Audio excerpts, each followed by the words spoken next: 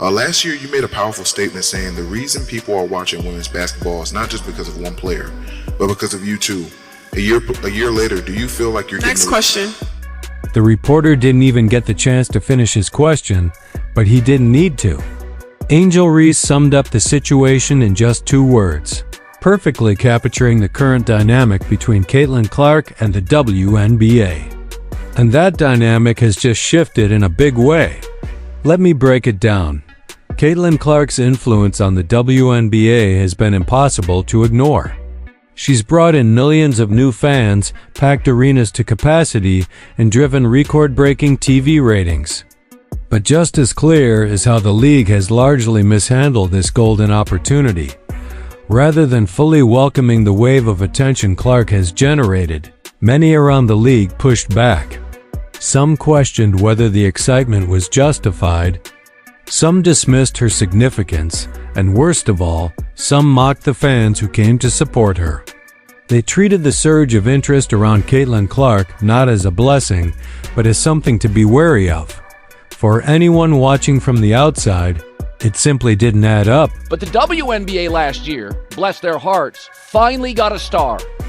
And they didn't know that. They couldn't figure it out. Well, we don't want to put too much Caitlin Clark on. Nope, every game. More Caitlin Clark all the time, always. Caitlin Clark is easily the most influential athlete in a team sport since Michael Jordan. The success, the mainstream buzz, the headlines, the sold-out venues, it was everything the WNBA had been striving for over the years.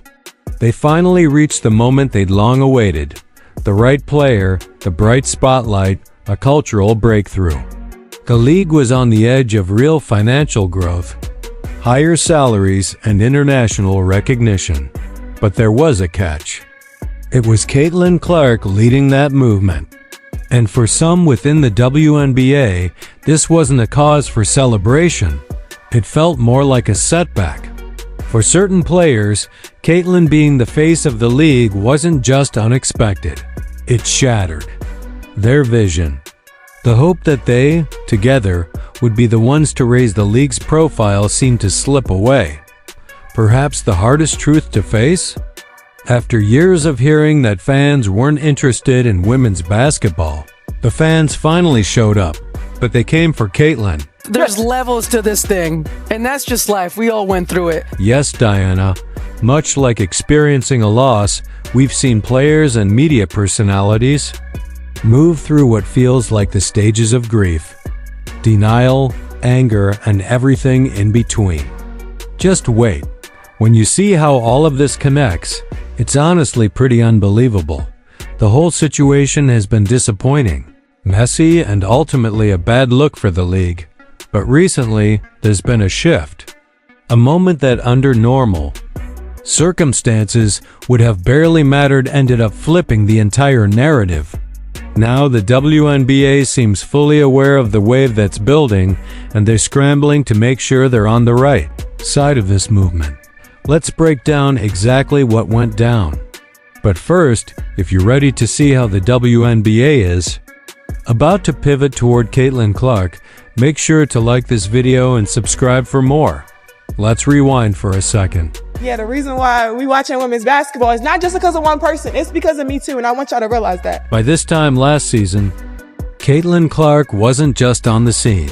She was already taking up serious space in the minds of many across the WNBA. She didn't just show up, she exploded onto the stage. Viewership numbers tripled. NBA arenas filled to capacity. Her jersey sales soared. Every Indiana Fever game quickly became a headline event.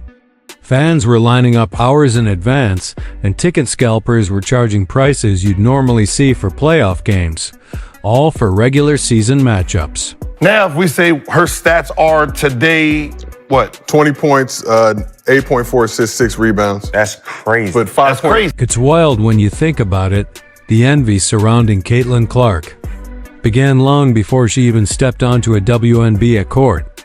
The buzz around her wasn't just hype. It was once-in-a-generation energy.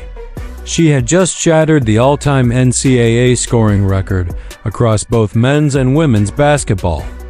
She led Iowa to consecutive national championship appearances, filled arenas everywhere she played, and routinely knocked down deep three-pointers like they were simple layups. Then came the WNBA draft. There was no drama, no guessing, just a formality. She was the clear-cut #1 pick, but even more than that, she was the moment. The flashing cameras, the media frenzy, the flood of sponsorships, all centered around her, and that's where things got complicated. The league had seen plenty of incredible players before. Haja Wilson, Kelsey Plum, Breena Stewart, all legitimate stars, MVPs, champions. But none of them entered the league with this level of attention, and for some people, that stung. That's when the first signs of resistance appeared, not just doubt, but outright pushback. Veteran players, media figures, even some league insiders quickly stepped in to downplay the significance of her arrival. You could see the tension building long before she ever played her first professional game. Caitlin's coming. There's more than just that are coming. What will the league have in store for them when they get there? Look, SVP, reality is coming. If Caitlin Clark had come into the league and struggled, or even just performed at an average level, the established players would have had their "I told you so" moment. The storyline would have written itself. College success doesn't automatically translate to the pros. The WNBA is a whole different challenge. And you can't just show up and take over from the athletes who've been building this league for years. Had that happened, the excitement would have died down, media attention would have moved on, and the veterans would have felt justified. But that's not how it played out. In her very first game, Caitlin Clark drew in 2.1 million viewers, the most watched WNBA game in over 20 years. Every time she stepped on the court, the ratings climbed. Games were broadcast nationally, arenas sold out, and her jerseys were flying off the shelves. She didn't just live up to the spotlight, she took full control of it. And that's when we saw the next phase unfold. Stage 2. Voting last season. Clark, Timmer. 3 Sky players coming over. Here's Clark for 29 points, gets tripped up. Is good. Kennedy Carter now with 12 points off the bench. Once it became obvious that Caitlin Clark's impact wasn't fading, no matter how many eye rolls or critical takes she faced, the next phase kicked in. Damage control. But this didn't happen off the court. It played out during the games. Whether intentional or not, the league's response started to show between the lines. Players began to push the limits. Hard screens, off-ball hits, unnecessary contact. And what did the officials do? They mostly stayed silent, letting it all slide. It became a pattern. Let her take the hits. Let her get frustrated. Let her question whether she belonged. If the buzz surrounding her wouldn't fade on its own, maybe they could wear her down physically. And it did take a toll. Game after game, you could see it. She was drained, bruised, mentally pushed to the edge. But Caitlin didn't break. She didn't complain. She didn't collapse under the pressure. Instead, she adapted. She got stronger, literally, and after the Olympic break, she returned playing the best basketball of her career.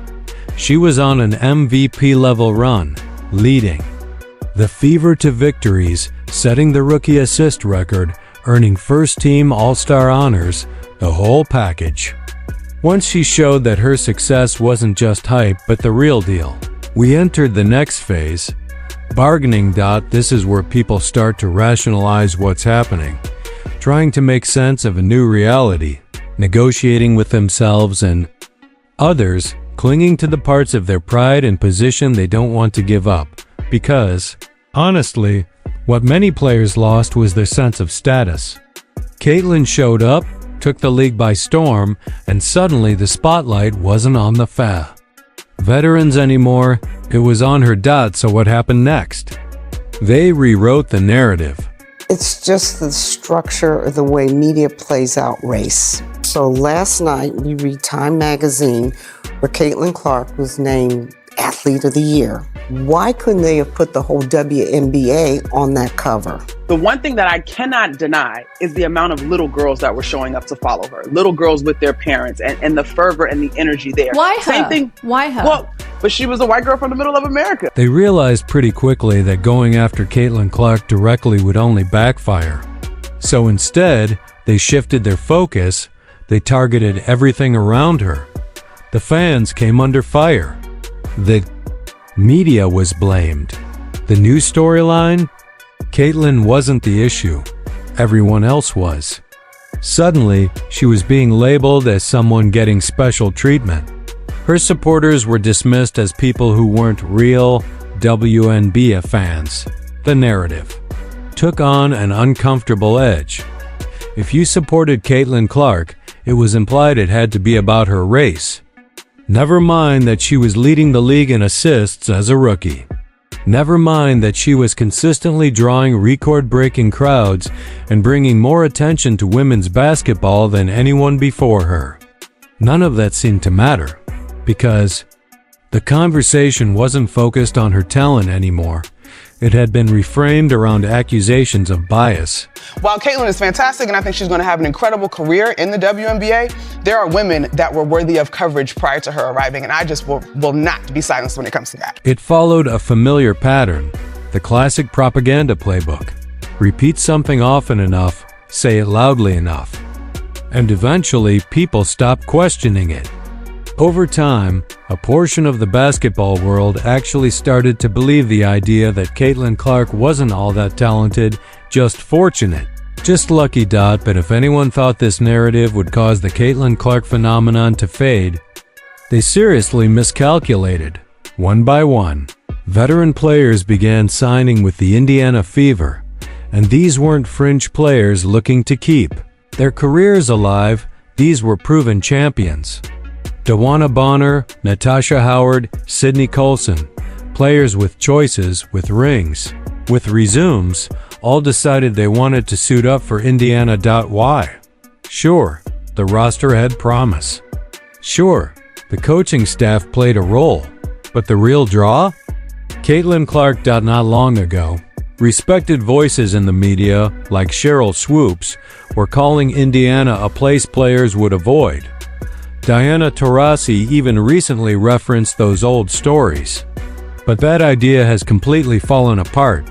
Indiana isn't just on the map, it's the place to be now. And with that, everything changed.